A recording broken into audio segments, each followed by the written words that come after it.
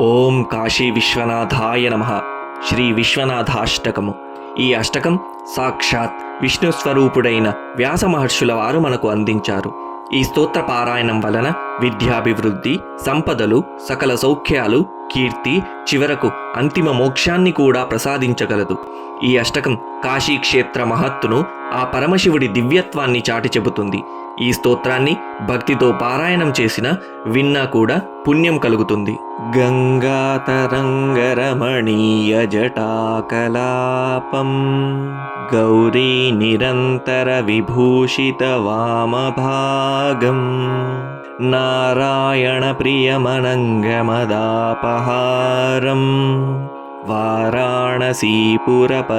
భజ విశ్వనాథం వాచామగోచరమనేకగుణస్వరూపం వాగీశ విష్ణుసురసేవితపాదపీఠం వామేన విగ్రహవరేణ కలత్రవంతం వారాణసీపురపతిం భజ విశ్వనాథం భూతాధిపం భుజగభూషణభూషితాంగం వ్యాఘ్రాజినాంబరధరం జటిలం త్రినేత్రం పాశాంకుశాభయవరప్రదశూలపాణిం వారాణసీపురపతిం భజ విశ్వనాథం శీతాంశుశోభితకిరీటవిరాజమానం फालेक्षणानलविशोषितपञ्चबाणं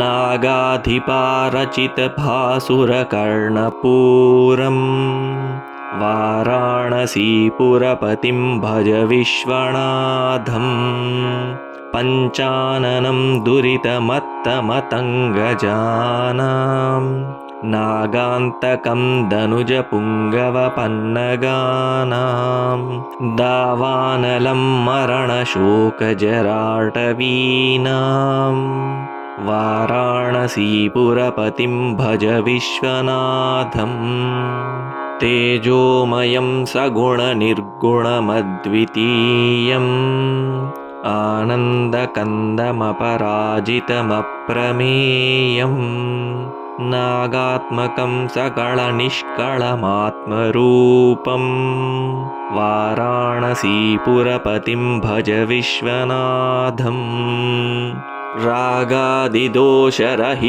स्वजनानुरागं वैराग्यशान्तिनिलयं गिरिजासहायं माधुर्यधैर्यसुभगं गरलाभिरामं वाराणसीपुरपतिं भज विश्वनाथम् आशां विहाय परिहृत्य परस्य निन्दां पापे रतिं च सुनिवर्य मनः समाधौ आदाय हृत्कमलमध्यगतं परेशं वाराणसीपुरपतिं भज विश्वनाथं वाराणसीपुरपतेः स्तवनं शिवस्य व्याख्यातमष्टकमिदं पठते मनुष्यः विद्यां श्रियं विपुलसौख्यम् अनन्तकीर्तिं